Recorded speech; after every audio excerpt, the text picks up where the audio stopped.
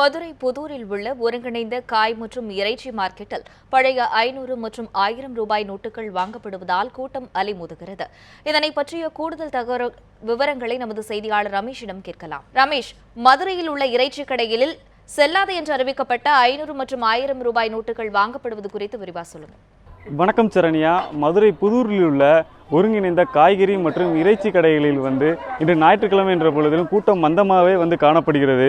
ஏனென்றால் பார்த்தீங்கன்னா மக்களிடையே புழக்கத்தில் இருந்த 500, 1000 ரூபாய் நோட்டுகள் செல்லாது என மத்திய அரசு அறிவித்ததை தொடர்ந்து அதனை மாற்ற முடியாமல் பொதுமக்கள் தினந்தோறும் வங்கியில் குவிந்த வண்ணம் உள்ளனர். இந்நிலையில் ஞாயிற்றுக்கிழமை என்று இறைச்சி வாங்குவதற்கும் பொதுமக்கள் அன்றாட தேவையான காய்கறிகள் வாங்குவதற்கும் இந்த புதூர் மார்க்கெட்டை நோக்கி பொதுமக்கள் வந்த வண்ணம் இருந்தனர். ஆனால் பார்த்தோம் என்றால் புது மார்க்கெட் பகுதியில் உள்ள காய்கறி கடையில் கூட்டம் மந்தமாகவே உள்ளது. இறைச்சி கடையில் மட்டும் ஓரளவு கூட்டம் காணப்படுகிறது. ஏனென்றால் அவர்கள் செல்லாது என அறிவித்த 500, 1000 ரூபாய் நோட்டுகளை வாங்கி கொண்டு இறைச்சிகளை பொதுமக்கள் விநியோகப்படுத்தி வருகின்றனர். மேலும் இந்த கடைகளில் 500, 1000 ரூபாய் நோட்டுகள் வாங்கப்படும் என போர்டில் எழுதி வைத்து தொங்க விட்டுள்ளனர். இதனால் காலை முதலிருந்து 9 மணி வரையில் கூட்டம் இங்கு கட்டுக்கடங்காமல் காணப்பட்டது. இதனால் தங்களது வாடிக்கையாளர் திருப்திப்படுத்தியதாகவும் இறைச்சி கடை வியாபாரிகள் தெரிவித்தனர். இது குறித்து நம்முடைய பேசுவதற்காக இறைச்சி கடை வியாபாரி ஒருத்தர் இருக்கார், அவர்கிட்ட கேட்கலாம். சார் வணக்கம். இப்போ 500, 1000 ரூபா நோட்டு செல்லாதுன்னு சொல்லியிருந்தாங்க. ஆனால் நீங்கள் வாங்கிட்டு இறைச்சியில் கொடுக்குறீங்க. இதை 500, 1000 நீங்கள் 500 நோட்டுகள் நீங்கள் வாங்கிறீங்களா? அதை மாற்ற முடியுதா?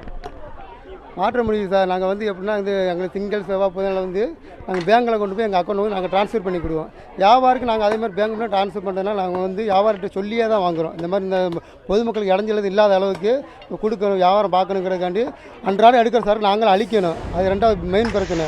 அதனால் நாங்கள் கஸ்டமர் நாங்கள் மீன் வாங்குற இடத்துல சொல்லியே தான் வாங்குறோம். இந்த மாதிரி நாங்கள் 500, 1000 நோட்டு வாங்குவோம், நீங்கள் ரிட்டர்ன் வாங்கிக்கணும், நம்ம பேங்க்ல ட்ரான்ஸ்ஃபர் பண்ணிக்கலாம், பேங்கில் எக்ஸ்சேஞ்ச் பண்ணி மாற்றிக்கலாங்கிற சொல்லியே நாங்கள் வாங்குறதுனால நம்ம இன்றைய வியாபாரத்துக்கு இன்றைக்கு வியாபாரம் எனக்கு நல்லா இருக்குது.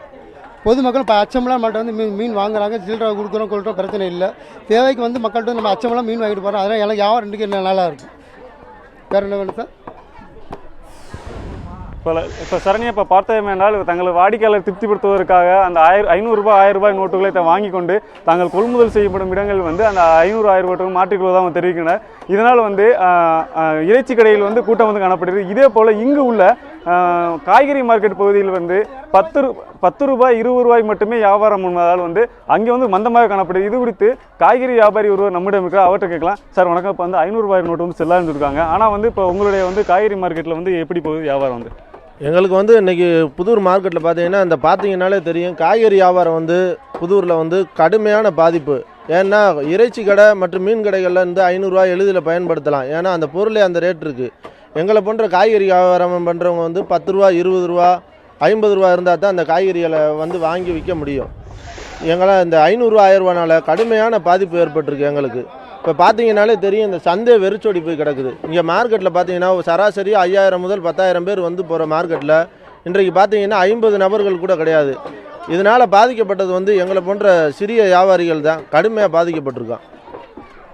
இப்போ நம்ம பார்த்தோமேனால் ஒரு பக்கம் 500 ரூபாய் நோட்டு வாங்கப்பட்டாலும் ஒரு பக்கம் சிறு வியாபாரிகள் இந்த மார்க்கெட் பகுதியில் பாதிப்படைந்துள்ளனர் என்று கூறலாம். சரண்யா, உங்களுடைய கலை தகவல்களுக்கு நன்றி ரமேஷ்.